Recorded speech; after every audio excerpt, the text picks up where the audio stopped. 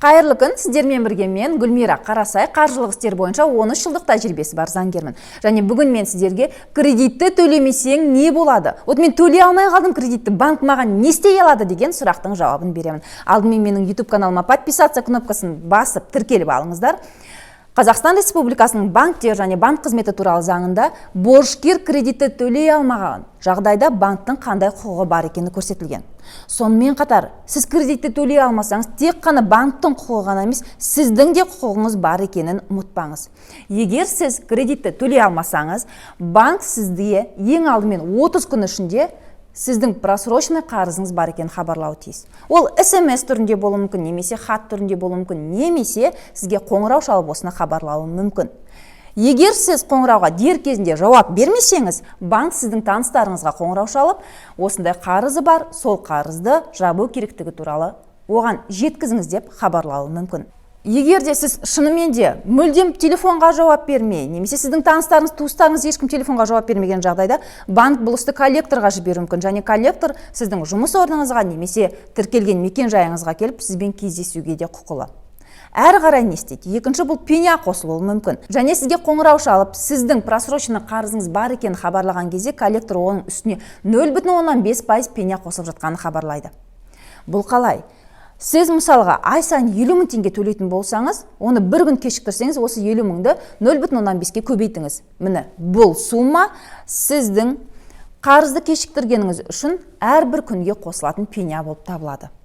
Сонымен қатар, пеняның көлемі кейбір банктерде 0,15%-дан төмен болуы мүмкін. Бұл максимальный ең жоғарғы пайыз 0,5. Одан артық болуы мүмкін емес. Дәл қазір осы видеоны көріп отырған барлық оқырмандарыма айтарым.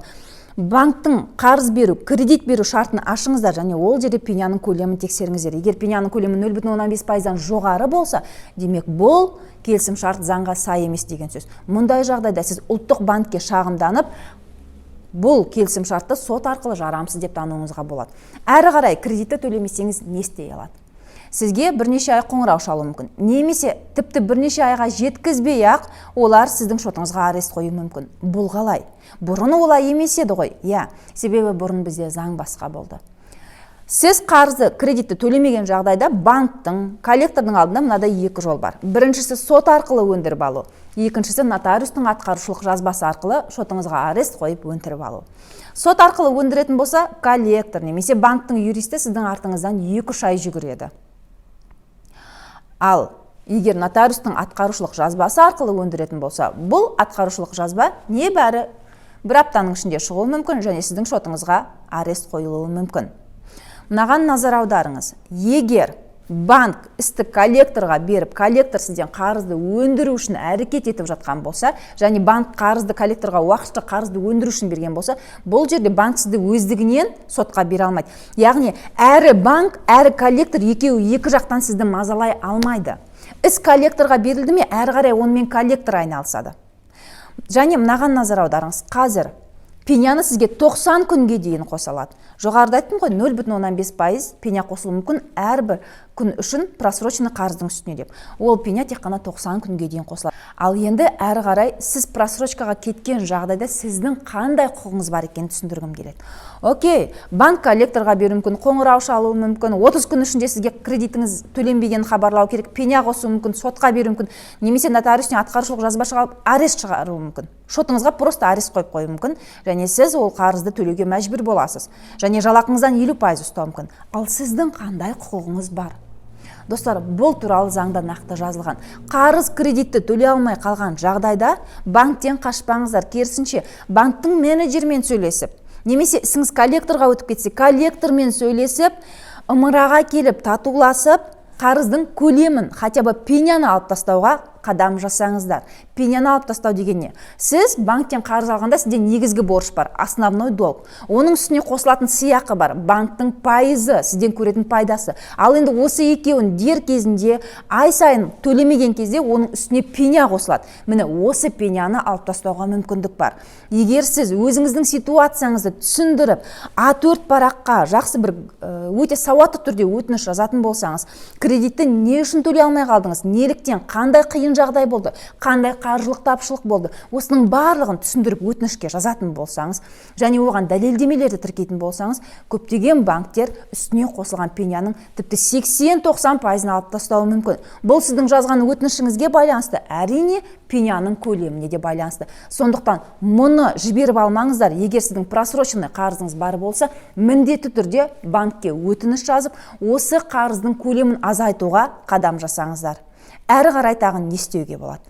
Мен білемін, коллекторлар сіздерден үнемі қарыздың 100%-ын бүгін төле. Бүгін қайдан тапсаң ондан тап, 500 мыңды төле деп сіздерге бұйрық береді. Әрине, сен қарызды 500 мың бар болса, оған қоңырау шалдырмай-ақ өзің барып төлеп тастайсың ғой. Бірақ кейде коллекторлар осындай ультиматум қояды. Бұл әрине заңға сай емес. Коллектор сізге қоңырау шалып, қарызды төлей аласыз ба деп сұрап, қалай төлей алатыныңызды анықтау қажет. Ал кейбір коллекторлар тіпті почкаңды сат, үйіңді сат, ініңнің атына кредит шығады екен, соның атына кредит алып, мына қарызды жап деп, осындай ақыл айтатын да коллекторлар бар.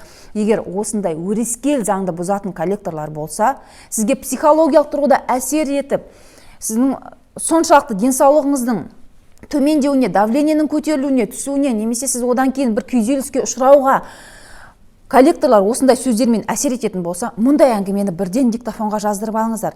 Және бірден ұлттық банктың электронды поштасы арқылы осы коллектордың үстінен шағым жасаңыздар. Мұндай коллекторлық компания әрине ұлттық банк шара қолданатын болады бұл компанияға, тіпті лицензиясын да алып қою мүмкін. Ал сізге дөрекі мінез көрсетіп, өрескел заңды бұзған коллекторды жұмыстан шығарып жіберуі мүмкін. Достар, егер бұл видео сіздерге пайдалы болса, өтінемін міндетті түрде лайк басыңыздар және осы видеомен достарыңызбен бөлісіп, осы пайдалы мәліметті, өзінің құқығын білуін достарыңызға да жіберіңіздер. Өз құқықтарын біліп жүрсін, үйреніп жүрсін. Және менің каналыма подписаться етіңіздер. Алдағы уақытта каналда қандай видеолар көргіңіз келеді? Кредитке, микрозаймға, алиментке, жалпы заңгерге қандай сұрақтарыңыз бар? Осының барлығын видеоның астына жазыңыздар. Мен осы тақырыптарға сіздерге арнайы видеолар түсіретін боламын. Сонымен қатар Instagram каналыма тіркеліп алыңыздар. Ол жерде мен үнемі күнделікті сұрақ жауап өткіземін. Аман, сау болыңыздар.